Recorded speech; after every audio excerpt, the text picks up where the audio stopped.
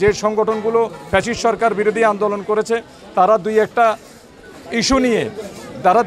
Issue নিয়ে সংকট তৈরি করার চেষ্টা করতেছে। আমরা মনে করি যে গণতন্ত্রের বৃহত্তর স্বার্থে তারা তাদের ভুলগুলো বুঝতে পারবে, তারা অচিরেই নির্বাচনী রোডম্যাপে যোগ দিবে। আপনারা আর একটা জিনিস খুব সুন্দর করে বলতে চাই, ওনারা একদিকে বলছেন পিআর, আরেকদিকে কিন্তু ওনারা ইউনিয়ন ওয়ার্ডের কাউন্সিলর থেকে আরম্ভ করে ইউনিয়নের চেয়ারম্যান, উপজেলা চেয়ারম্যান, পৌরসভার মেয়র, এমপি পর্যন্ত ঘোষণা করে ওনারা দাঁড়িপাল্লার ভোট চাচ্ছে। আপনারা দেখবেন পথে গেলেই আপনারা দেখবেন। তো স্বাভাবিকভাবে আমরা মনে করি না এটা কোনো শঙ্কা আছে।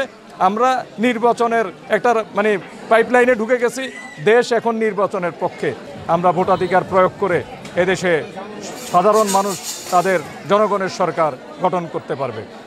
বিগত সময়ে যারা আন্দোলন সংগ্রামে মাঠে ছিলেন, ত্যাগ তিতিক্ষা করেছেন, যারা পরিচ্ছন্ন, এই মানুষের কাছে জনপ্রিয় এবং আদর্শিক অবস্থানে আছেন, তাদেরকেই এই দল নমিনেশন দিবেন।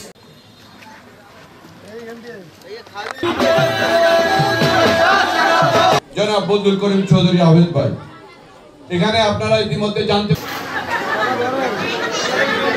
আগস্টের পর আমাদের একটা পূজা হয়েছে, মামুন সহ এখানে আমাদের বিএনপি সকলে আমরা বাংলাদেশি, আমরা শান্তিতে। মধুর সাহেবের নির্দেশেই এখানে পুজো শুরু হয়েছিল এবং আমাদের রাষ্ট্রের মৌলিক অধিকারগুলো জনগণ কিভাবে আরো ভালোভাবে পাবে সেই বাসনা থেকেই আমরা কাজ করে যাচ্ছি। আবেদ ভাই আপনাদেরকে একটু ধরে রাখেন, সাথে সাথে